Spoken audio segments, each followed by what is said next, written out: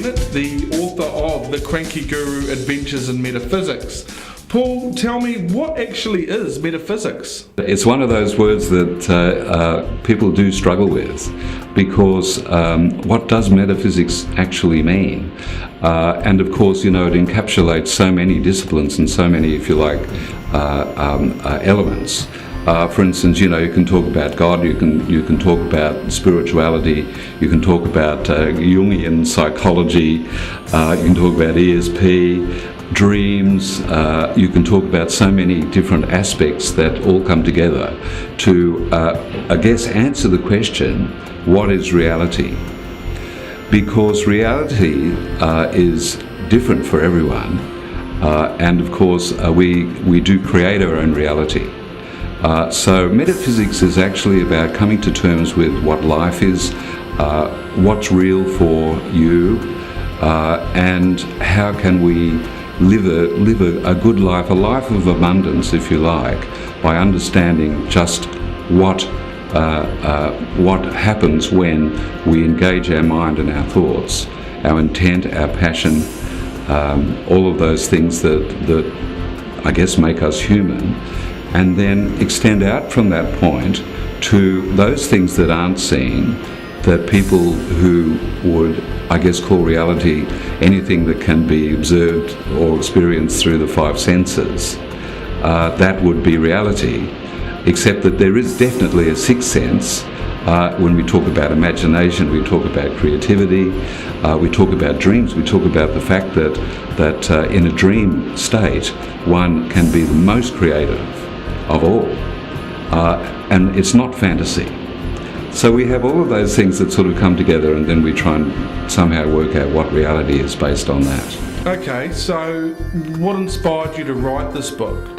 Well, the thing is that I've been a student of metaphysics, of if you like, spirituality, esotericism, for about 40 years or even longer, and so it's been like a pot percolating, and through a whole lot of different experiences that I also do mention in the book, I felt that I just needed to somehow bring that together, but also I've got this great desire to help humanity in some way, and so the book really is my contribution to what makes things tick.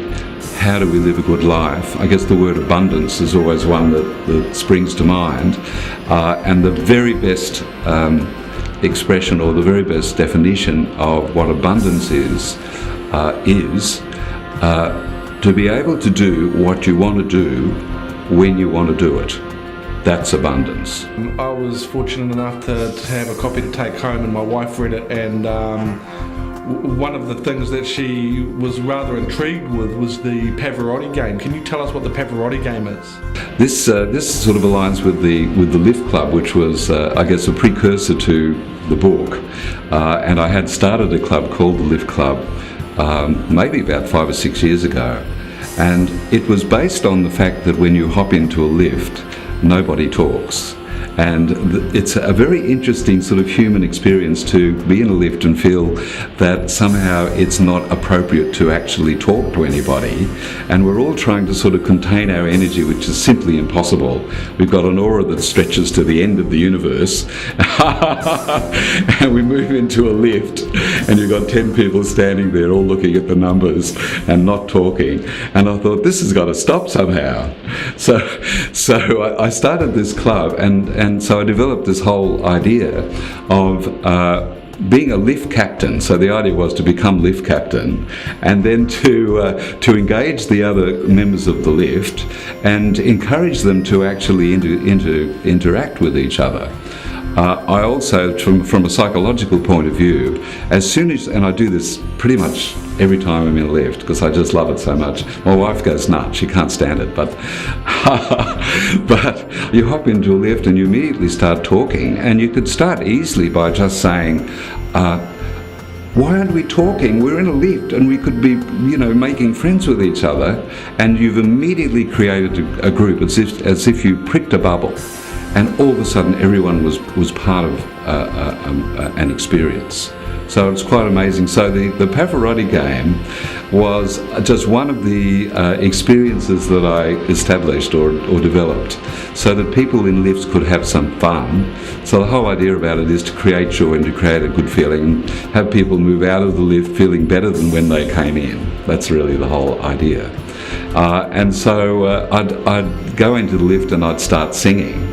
I actually had done an experiment in Chifley Tower in Sydney, which is this massive, 40-floor building, just full of barristers and lawyers and very upwardly mobile corporates.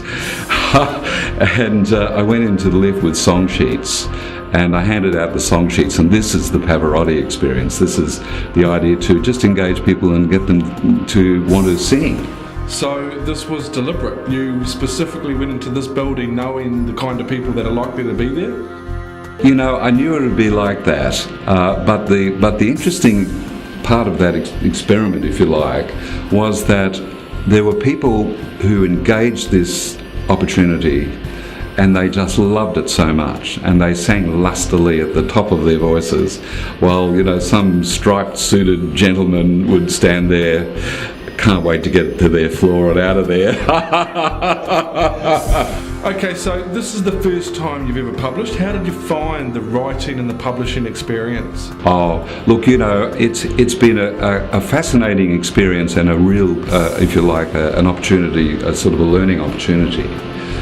Because going back prior to actual publishing, the fact of writing a book and then engaging an editor to edit the book, and that was such a long process, this idea of what you say and how you say it, and I learnt some valuable lessons like how to punctuate and how to spell. and so when that was done, and then of course engaging with InHouse publishing, that was a great experience, because I had actually looked at other printers in Sydney primarily, and I don't know why I was led towards InHouse, but somehow, I think all of the forces around me that are supporting me somehow led me towards InHouse, and the opportunity to, of course, meet with you and to discuss the bigger picture and being able to engage, if you like, the internet and online as well. That's something that takes someone who really does understand the market. That wasn't me, that's for sure. And so, all in all, that whole experience, from beginning to end, and particularly where the printing aspect of it clicked in, and understanding how to engage the marketplace, that's been absolutely invaluable. I was blessed to be led in this direction and to be working with you. That's awesome, Paul. Thank you very much for that. Tell us about the book launch. How did that go? Oh, the launch was great. First of all, my band played Dog on Holiday. So we're a two-piece blues band. I play fiddle and my friend plays guitar, sings and harmonica and foot drum. So there was all that going on. So we had about maybe 60, 70 people turned up, which I thought was pretty good response. I had a lot of my friends there, but I also had a lot of people from Berkelows who were engaged through their Twitter page, and also through my Facebook page, because I've got 4,000 or so Facebook friends, and several of them turned up as well. So all in all, it was a really great homogeneous group. I think people did talk to each other, so it was a good opportunity for people to interact with each other, meet new friends. And then of course I spoke about the book and did plenty of signing of the book, and all in all, it was a really great experience. And I thought that it was a very effective launch. I was really happy with it. Okay, so let's talk about the people. What do you want readers to take out of reading the Cranky Guru, Adventures in Metaphysics? The thing is that I want people to have some peace of mind. We live in a very tumultuous period. I think more and more this idea of positivity needs to be engaged. And unfortunately through media and even through direct interactions with people, there seems to be a lot of negativity, and what I'm hoping people will get from my book, which is just crazily positive, this sense of actually being in control of their own life. I think a lot of people feel like they're just like a leaf in the wind. They don't really know how to engage the universe, if you like, to accomplish the things they want to accomplish.